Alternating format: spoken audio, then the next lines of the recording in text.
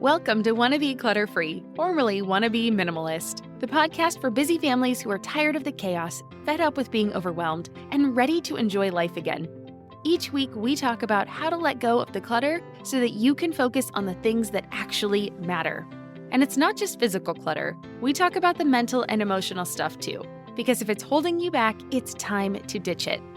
I share what I've done in my own life to declutter, organize, and calm the chaos, but you won't just hear it from me. There are amazing guests too. It's practical, doable, and simple for those of us that want to be clutter-free. You're listening to the Wannabe Minimalist Show with Deanna Yates, episode number 46. Today we are looking at decluttering versus organizing. How are they the same? How are they different? And what you really need to know. Hey there, Wannabe Minimalist friends. Welcome back to the show. As always, I'm your host, Deanna Yates, creator of littlegreenbow.com and this podcast, The Wannabe Minimalist Show. Today's episode is inspired by the popular show Get Organized with the Home Edit on Netflix. I finished it about a week ago, and it got me thinking about the huge differences between organizing and decluttering and how minimalism fits in with all of it. Most of us have used those words interchangeably, at least decluttering and organizing. We think we're decluttering when we're organizing and vice versa. But as I've continued to dive into, toss, sort, organize, donate, purge my stuff, I've noticed there's some stark differences between decluttering what you own and organizing the things that live with you.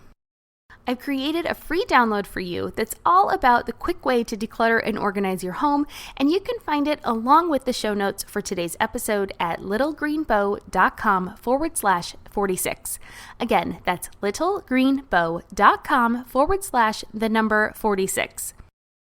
And if you want more help with organizing or decluttering, or just want to join in on a conversation with like-minded people, come on over to our closed Wannabe Minimalist Facebook community.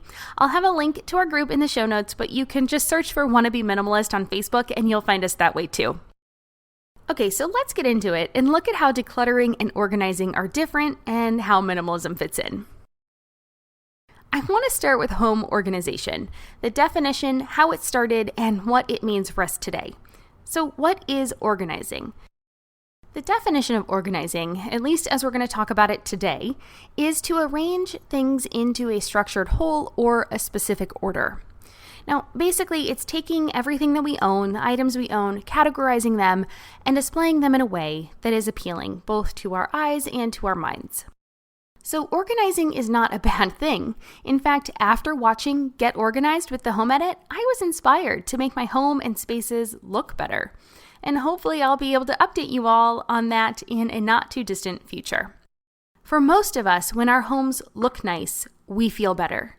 I'm in the middle of reading Outer Order, Inner Calm by Gretchen Rubin, and this is the whole premise of the book. This idea that neat and tidy spaces make us feel calmer and more centered in general.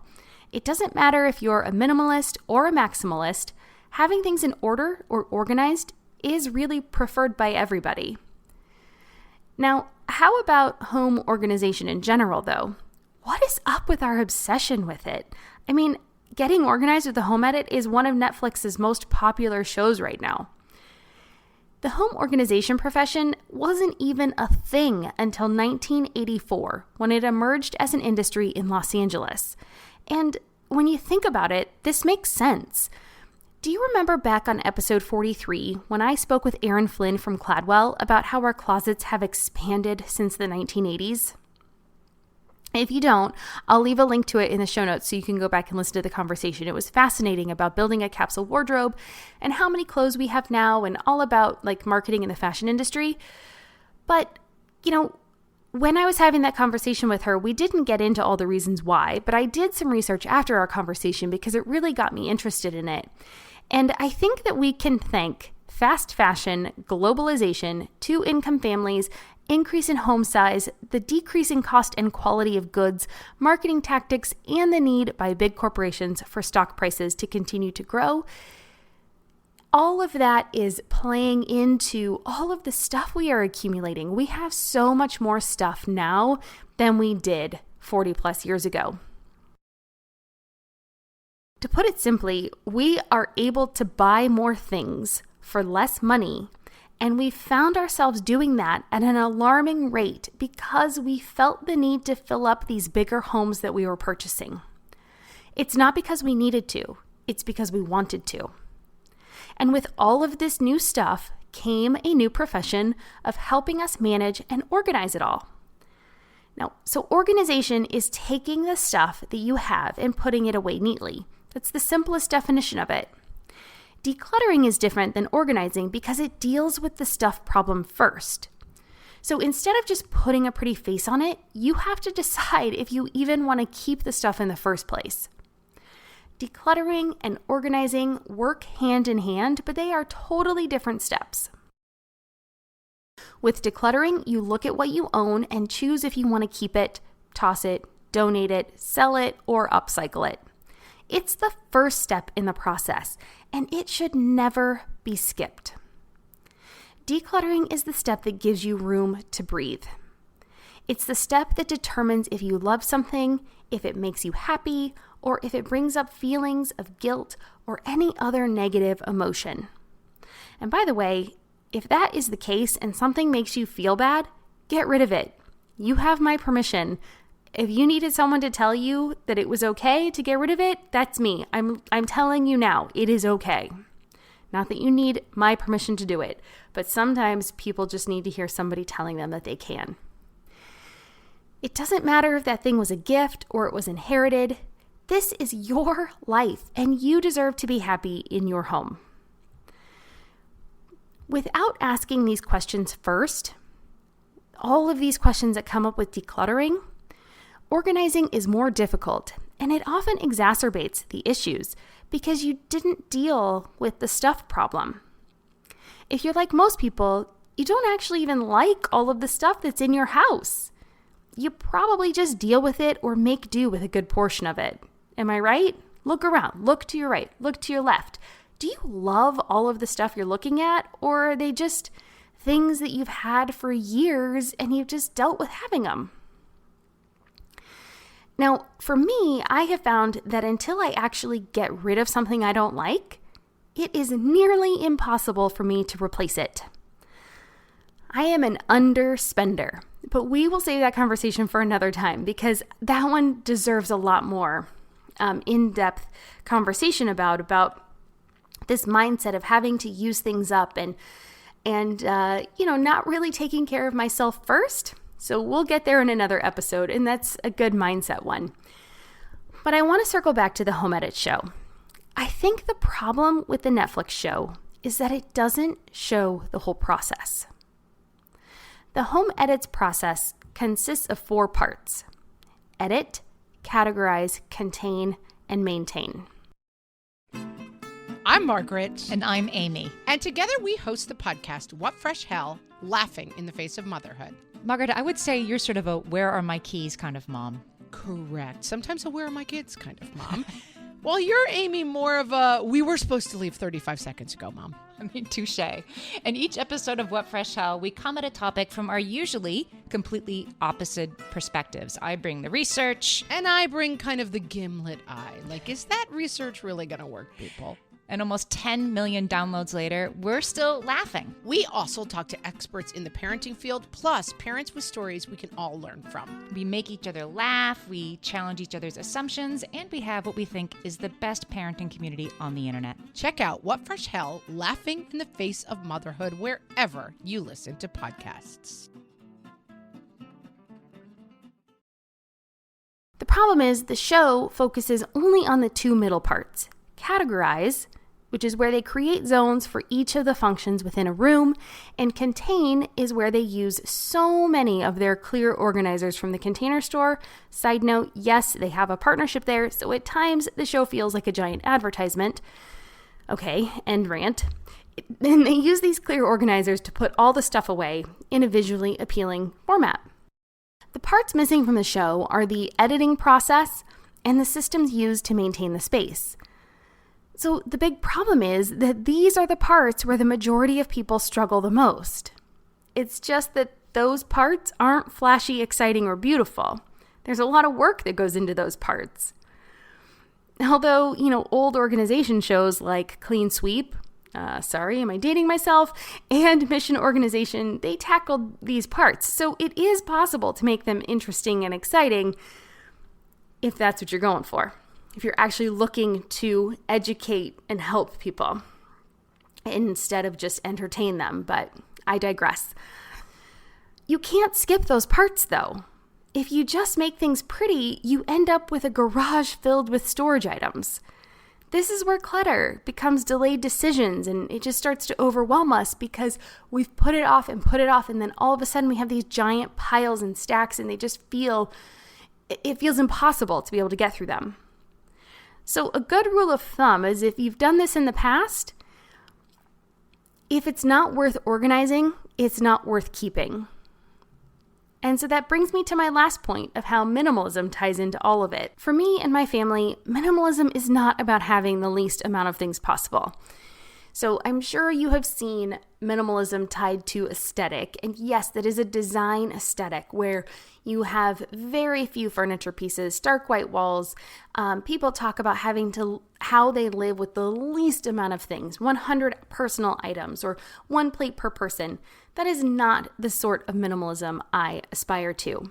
We are a family of 3, and we definitely have more than 3 plates. In fact, we have a set of 8, and I love that I can go an entire day without having to wash dinnerware, even though we eat 3 meals a day at home together.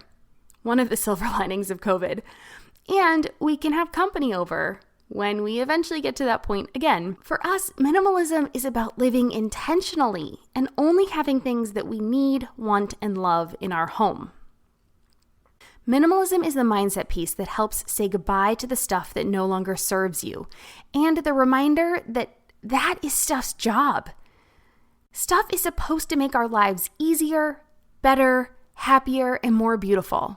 Stuff is not supposed to make us feel guilty or weigh us down, but that is what has happened over these last years, where our consumption has gone through the roof, and it's given rise to a whole new career path of professional organization.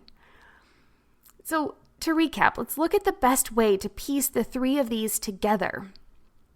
The first is to start with our mindset and realize that our stuff is here to serve us, not the other way around. That's where minimalism and living intentionally belongs, first and foremost. I did a podcast episode, it was all the way back in episode 10, I can't believe it, where we looked at a lot of these mindsets, and it's called Why We Love Our Stuff. And I'll link to it in the show notes, so be sure to check it out. It's actually one of my most popular episodes, which doesn't really surprise me. That mindset part is super important. So step number 1, getting our mindset in order, and that's where the minimalism part fits in. The second is to use this mindset of letting go of things that don't serve us to help us declutter our belongings and the stuff that's filling up our home.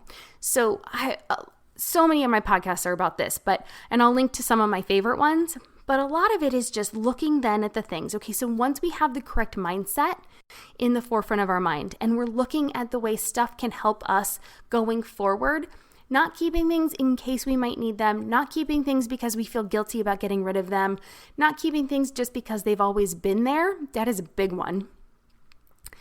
But knowing how we're living our lives now, being honest about our current lifestyle, where we are, where we see our life going, and then being honest about the things we allow to stay in our home, that's step 2. That's decluttering. That's asking yourself those hard questions, but getting through it. And it gets easier and easier every time you do it. And then the third step, only once those first 2 are complete, that's when it's time to organize the items. And you can put them in the pretty bins, and you can line them up in color order, and you can zone out your house all day long, because once you have less stuff, it's so much easier to organize it. If you organize clutter, it's still just clutter. And it's not going to make your life better, I promise. So many people do these steps in reversed order, and that's really where we need to stop. So 1, minimalism mindset. 2, declutter. 3, organize. Don't do it the other way around, all right? So that's it. Now I want to hear from you. How do you think organizing and declutter differ from each other? Do you agree with me? Do you think the order I have is right, or have you found another tactic that works better? come on over to the private Wannabe Minimalist Facebook community. Introduce yourself, share your thoughts. We'd love to have you, and the discussions over there are really fun. And I'm super excited to hear from you. Be encouraging in any way I can. I want to help everybody just live their best lives, and I truly believe that is with less stuff because it allows us more happiness, more time with our families, and just more joy. That group is totally free. You can find us by clicking on the link in the show notes, or you can search for us on Facebook under Wannabe Minimalist. And I want to meet you there. I want to hear about your journey. I want to just be a support for you in this crazy time and when we all just need, people on our side. So that's what I want to be for you. And don't forget, if you'd like to get all of the show notes for today's episode, you can find it all at littlegreenbow.com/46. Once again, get all the show notes and links for everything. I talked about several podcast episodes. I'll link in there. I'll link my free download, which is the quick way to declutter and organize your home. And that'll be all at littlegreenbow.com/46. And before I go, I just want to say thank you for listening. I know you have a ton of options for what to listen to, and your time is very limited. So it means a lot to me that you actually choose to spend some of your week with me. And I do really appreciate that. And I want to make sure you know that. But let me know what you enjoyed hearing from the show. If you had any big takeaways, feel free to tag me on Instagram stories so that I can see what you like the most. You can also subscribe to be notified of new episodes wherever you prefer to listen to podcasts. And please leave me a review if you've enjoyed the show so that more people can find us. Those reviews really help people find us, help us show up in the search results, and it just really actually makes my day too. So if this helped you at all, I would love to hear how it did that. And that just about wraps it up for this episode of the Wannabe Minimalist Show. Be sure to join me next week. I'm actually going to have a fun spin on the show. I'm going to be sharing one of my guest podcast appearances on someone else's show. It's kind of like a reverse guest episode, but I'm the one being interviewed, so it'll be a lot of fun. Make sure you don't miss it. I'll see you next week.